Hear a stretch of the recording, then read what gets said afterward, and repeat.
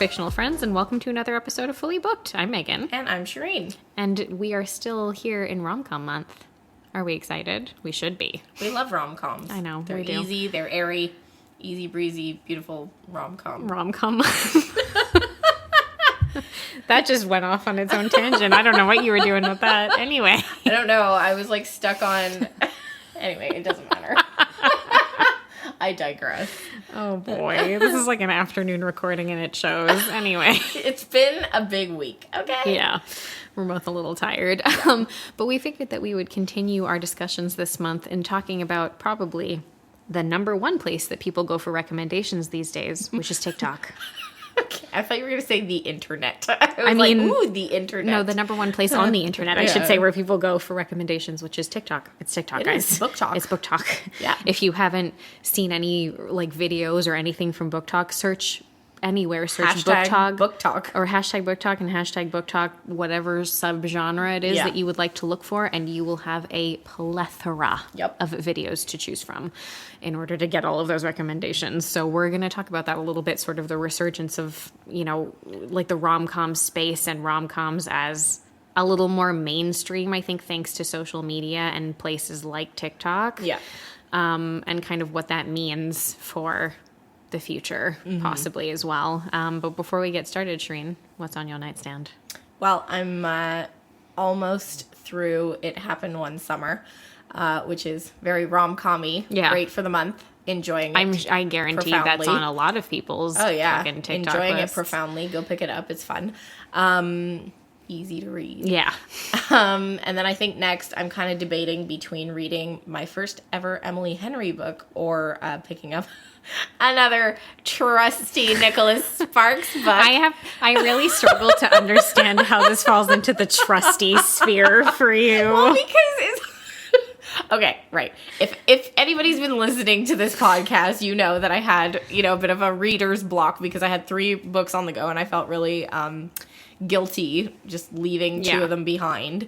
And I call Nicholas Sparks trusty because you always know what you're getting. Oh, I'm pretty sure you know exactly what you're going to get. And I think that the next one that I have on my shelf is called The Return, and it's like about a soldier who comes home from Afghanistan. Oh, God. And I'm like, didn't we do this in like, what was that one? The Lucky One or something? Yeah, wasn't that about a soldier too? There's a bunch of them about soldiers or people who go off to war or something. He's got like this like, I don't know, he's enamored with like the idea of like, I guess it fits with romance, right? Like, it's like you fall in love and then somebody has to go to war. Or like, you know, the person is like kind of, you know, dealing with their PTSD from coming back from war. And then they fall in love. Anyway, whatever. So, you know, you can't go wrong with a bit of Nicholas Sparks. Although, after you read a few of them in a row, they do get a little boring. So.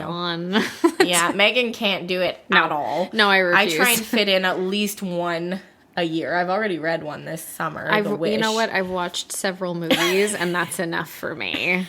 I frequently make her. I think my thing is that I think I'm happy with something like rom-com month because there's usually like an element of quirkiness or fun to it. But when you get into sapphic, sappy romance, I fall asleep. Like, I'm not interested. Well, it's tough, right? Like, I'm going off on a tangent here. I know we have another topic, but like, it's tough because when you're in like your rom-coms, I find that the 2 individual characters have standalone personalities. Yes. They're very, like, well-rounded characters. They're fun. Like, you want to get to know them.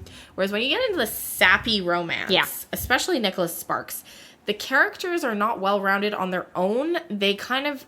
Only become well-rounded when they're a couple. Exactly. Like, you need them to be together for them to be interesting. And then without each other, they're not interesting. And he actually relies very heavily on this for his books because... like, that's what you want. You want these characters to be together in the end, and there's always, like, some big situation that's, like, preventing them from being together, and sometimes they never end up together, and sometimes they do. Yeah. And, like, you always feel like if they're not together, they're not quite themselves. Does that make sense? It does. Yeah. But I hate that. Yeah. And so that's why I say, like, it's fun for, like, one of them. Yeah. But after you've read as many as I have, oh my God, you start kind of flipping through the books and being like, oh. You're like, I think I'm just going to skip this whole chapter. Yeah, Yeah. And that'll be fine. And Skip a few pages fine. at a time because you're like, it's just dialogue. Yeah. It's not doing anything. Like, I love you. Oh, God. I love you too. We're both from North Carolina. Anyway, so Meaghan, what's on your bookshelf? Not that. Nightstand, not bookshelf. Oh, man. Close enough. Anyway, I am actually about maybe like a third of the way into Cassandra Peterson's memoir. For anybody who doesn't know, Cassandra Peterson is also known as Elvira, Mistress of the Dark. Of course you read And so I picked up her... Cassandra Peterson. Yeah. Wow. So I picked up her memoir a little while ago, and I'm that's like about a third of the way in. I love Elvira. She's a bad bitch. And she is just kind of an icon of like campy horror everything. She's so fun. She still, does like That's It specials and stuff to this day, and she's fantastic. And I think that anybody like even if you don't really know who she is, you've seen her on a t-shirt before at some point in your life. Definitely. And she's just one of those people that I find fascinating, and I was just very curious to kind of read a little bit about her life. So I'm about a third of the way into that, and I'm enjoying it so far. That's fun. Yeah. I cannot read autobiographies. It's incredibly rare. This is like maybe my one every 2 or 3 years that I'll do. And it has to be somebody that I actually like. Like, I can't just pick up one that's really popular, even if it's someone who is a person that I admire. Like, I can't pick it up and read it. Like, I'm never going to read Michelle Obama's one, even though I'm sure it's good. Yeah. And she's fabulous. But, like, I'm just not going to. Oh, let's talk about some book talk. Let's talk about some book talk romance. Shirin has like really bad garlic breath right now, apparently, and it's really affecting. Stop it! Don't tell the world. Okay, come on. Yes. So today we're talking about kind of the resurgence of the rom-com and how it's become really big since there's been a lot of attention on it through TikTok. Yeah. So I think, and also, like, I mean, granted, like, Instagram. Also Instagram as well, to be fair, but I do think that there's an element with, first of all, TikTok being as big of a platform as it is, coupled with the sort of the way that people's brains work and how much they enjoy just short form video content. Yeah.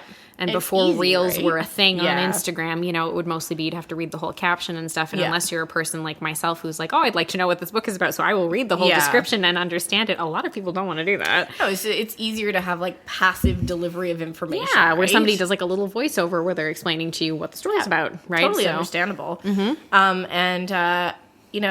I kind of discovered that there was like a big, I guess, category of this on TikTok last summer. Because context, I had spent a long time reading boring ass textbooks that I just didn't know where to start in terms of like looking for new books. Yeah, you were having some trouble at first. I was like, I didn't know like where to start off again, and like Meaghan would be like, oh yeah, this new book is coming out by this author who I really like, and like and I was having like this like existential crisis where I was like, I don't even know, like I like Harry Potter, like what authors? What else? Oh yeah, J.K. Rowling's anyway. We don't like her anymore.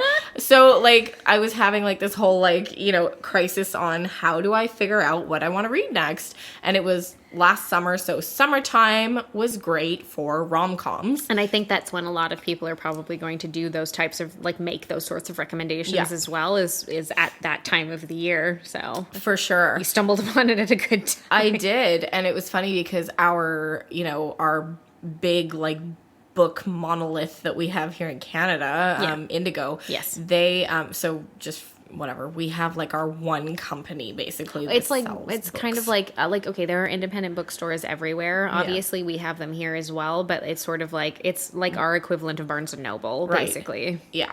So everything's like really expensive. Yeah. But they have all the information about everything. So they had an entire category on their website dedicated to BookTok. Yeah. And so I just started scrolling, and I started just adding books to cart that seemed interesting. Like, you read a vague description, you're like, okay. Yeah, okay. Like, that seems okay, and I was finding, I was just trying out different things. And so I found myself having, like, the summer of, like, love stories and rom-coms. Sure. I read, Love and Other Words. I read We Were Liars.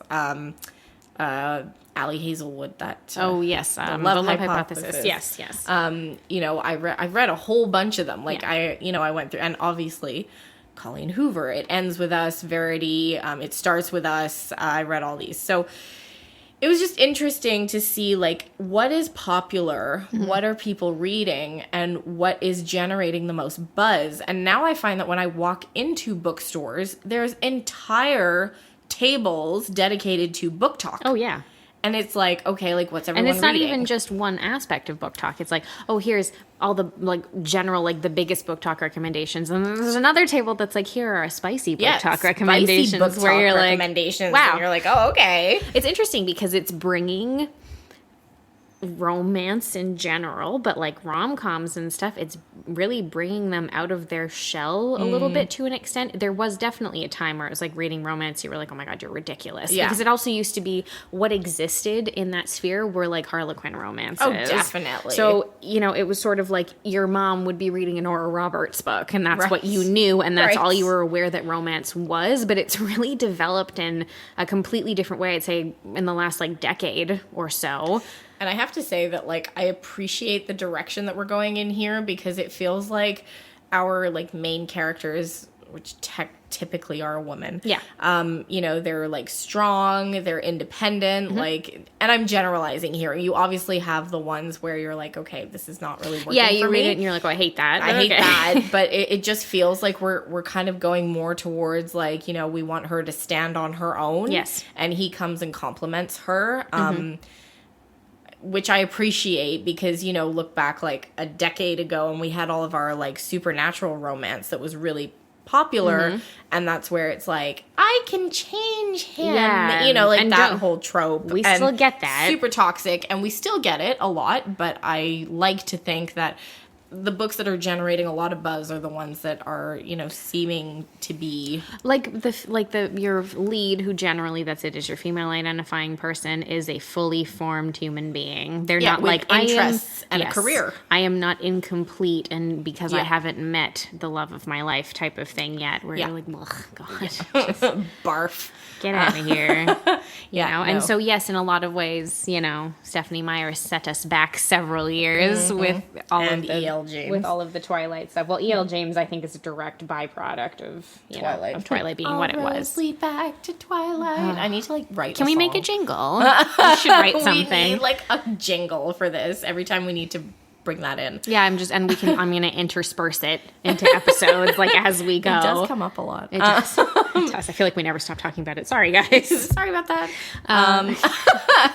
But all that to say, it does seem like there's been also not just a rom-com resurgence, but it seems like there's been a general wave of appreciation for books again. Yes, because people have a platform to throw their recommendations out to people that isn't simply written. It's it's on a social media app. It's in your face. And so the moment people open a For You page, if they've watched something, liked something before, they start seeing that content. It starts being kind of thrown their way. Yep. So... And it was really great for me to do this exercise, even though there was a lot of books on there that I was like, oh my God, of course. I did not love this. Of course. But it got me back into reading, and it got me back in the know of what's happening in the book what world. Exists, what's a big deal, why is it a big deal? And knowing, okay, this is what's a big deal. I know that I didn't like the last one like that, so I'm going to steer away from it. No shade, no tea to Colleen Hoover fans. It's fine, we can get through those, but there's a lot of Colleen Hoover on BookTok. You walk into Indigo again and you've got a whole table full of Colleen Hoover. How is this woman writing so many books? Is this Shakespeare? Is she 4 different people? That's controversial. Don't quote me on that. Don't quote me on that. That's not necessarily true. Allegedly, in my opinion, for legal reasons. Not in my opinion either does Shakespeare have multiple writers, but other people have theorized. But is that is that a thing? Are there ghost writers that we don't know about who are also doing parts of this? Yeah, because there are so many There is something, though, I will say that way, that romance does that I feel no other genre does, and it is just the fucking volume. The mass production. Of the volume of stories that are churned out. And I know it's because there are tropes and everything, but Jesus, there are tropes in, like, a lot of other types of literature as well. But, like, these ones, good Lord, these people never stop. It's like they never stop writing. And, like, maybe it's because there's an element of, you know, when you're reading these books, you don't have to put too much thought into them to follow the story.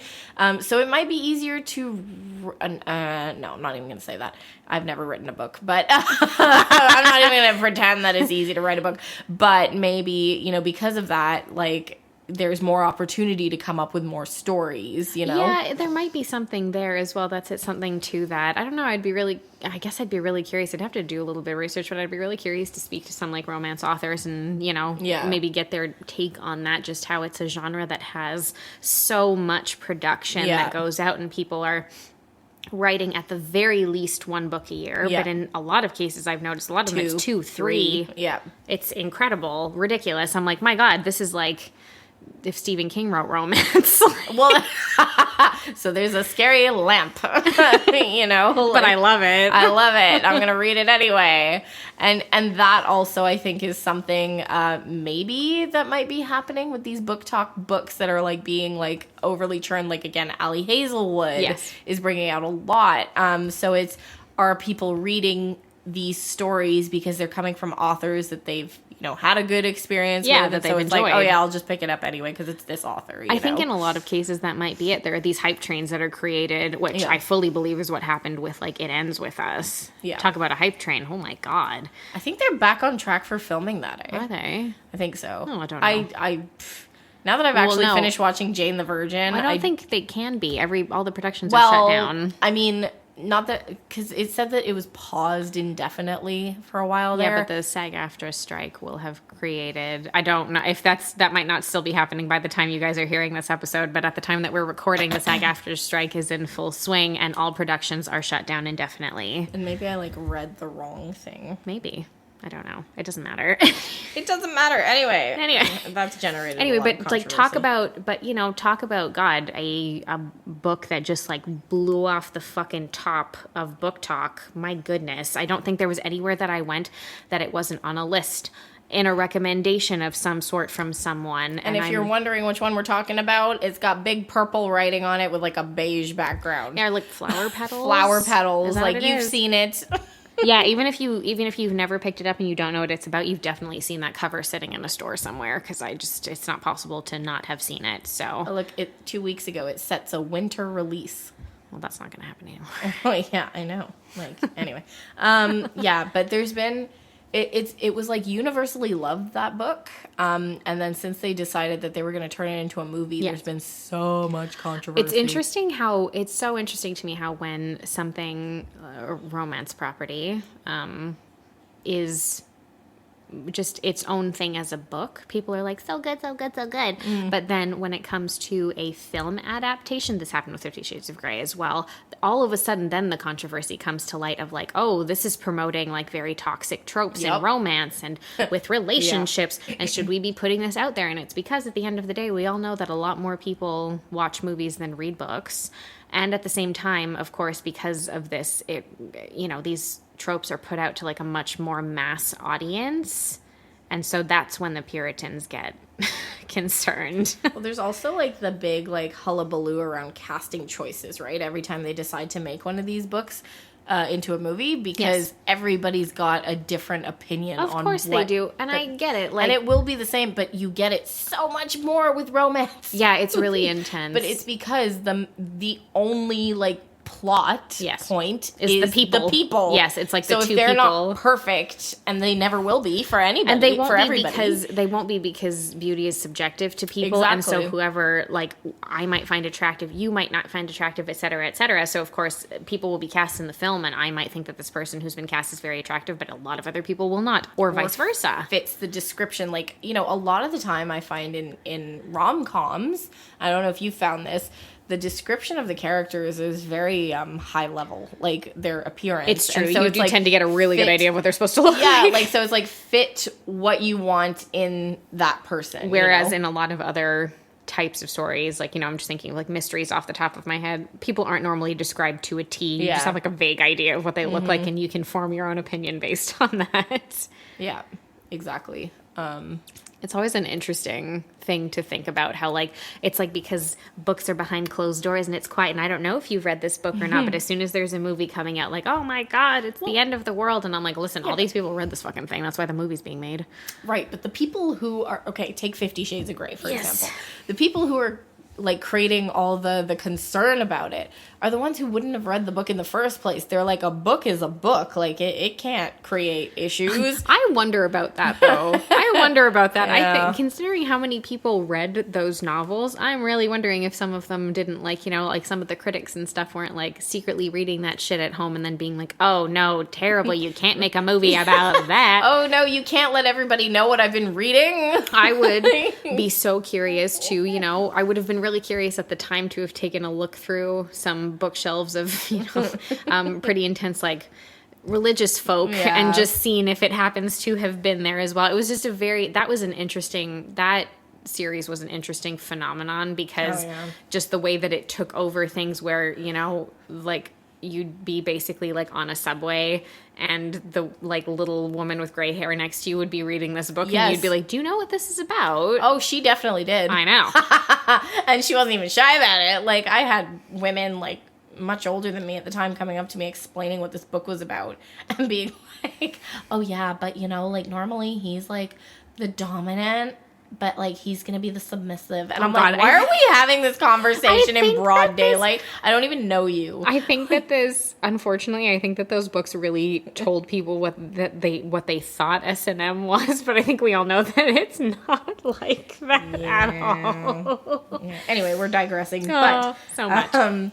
But yes, all that to say, like, I think that I'm actually really happy that we have things like BookTok and like social media to generate buzz around books, whether it's the books that you're interested in or not. Like, I think we all in the book universe can agree that it's a good thing for there to be more hype again around books. Yeah, you know what, I agree. I think that, you know what, if I'm going to go anywhere on a social media platform, to somewhere like that seems like some of the lesser of all evils that I could potentially encounter as far as what's available content-wise. So I am more than happy to flip through TikTok videos and to scroll through Instagram just to see what people's recommendations are in certain niches and to, you know, yes, help me see what's very popular, but in a lot of other cases as well, help me find, you know, recommendations of lesser known or lesser seen properties that I haven't come across before and haven't really heard about myself, but might be interested in reading. This is like one of the easiest ways to give yourself an idea in that sense, because I have a tendency to go down